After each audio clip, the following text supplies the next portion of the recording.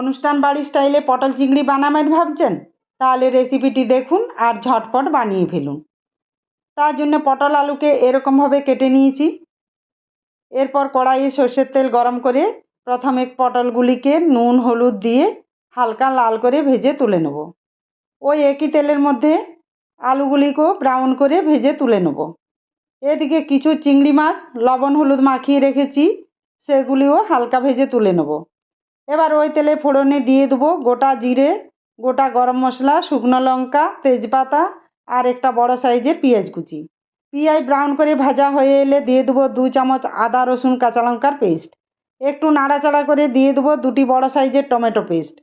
এরপর একে একে নুন, হলুদ গুঁড়ো, জিরের গুঁড়ো, ধনের গুঁড়ো, কাশ্মীরি লাল লঙ্কার গুঁড়ো, সামান্য বাটি ধোয়া জল দিয়ে মশলা খুব ভালো করে কষিয়ে নেব।